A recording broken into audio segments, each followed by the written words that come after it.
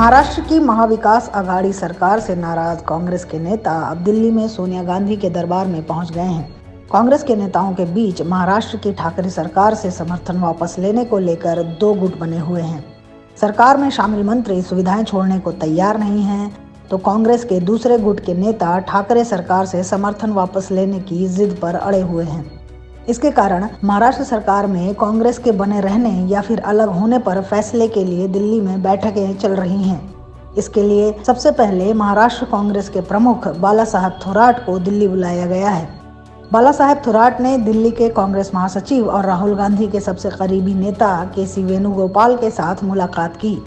दरअसल बाला साहेब थोराट के खिलाफ भी महाराष्ट्र कांग्रेस के नेताओं ने शिकायत की है। थोराट के पास 3 पद हैं। थोराट महाराष्ट्र सरकार में राजस्व मंत्री के पद पर रहने के साथ साथ महाराष्ट्र कांग्रेस के प्रमुख भी हैं।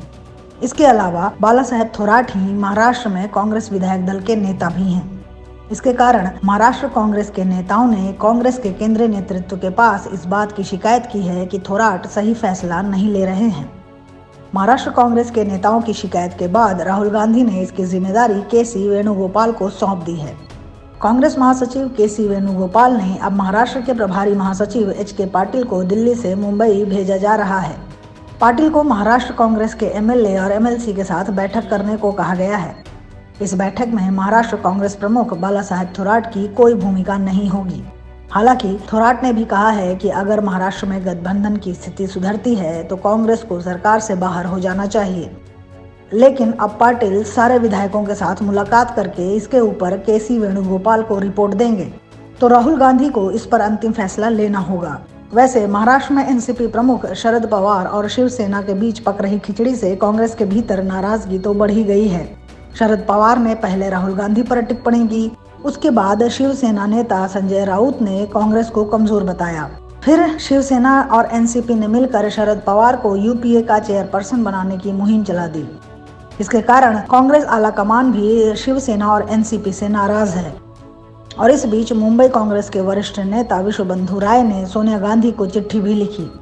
उन्होंने सोनिया गांधी को बताया कि महाराष्ट्र में शिवसेना और एनसीपी मिलकर कांग्रेस को खत्म करने की साजिश कर रहे हैं और अगर कांग्रेस सरकार से बाहर नहीं निकली तो धीरे धीरे कांग्रेस का आधार कमजोर हो जाएगा। इसे लेकर कांग्रेस का शीर्ष नेतृत्व भी नींद से जागा और अब महाराष्ट्र पर अंतिम फैसला लेने की तैयारी में जुट गया है। एच.के. पाटिल और बाला साहेब थोराट के साथ बैठक और फिर महाराष्ट्र कांग्रेस के नेताओं से फीडबैक लेने की कवायद शुरू करने का साफ मतलब है कि कांग्रेस अब सरकार से बाहर निकलने के लिए सबूत जुटा रही है, जिससे शिवसेना प्रमुख उद्धव ठाकरे की सरकार गिरने की संभावनाएं बढ़ गई हैं।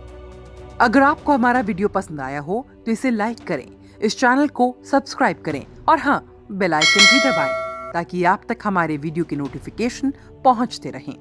हमसे जुड़े रहने के लिए अपने सुझाव हमें कमेंट बॉक्स में देते रहें। हमें आपके सुझाव का इंतजार रहेगा। हमारे साथ जुड़ने के लिए धन्यवाद।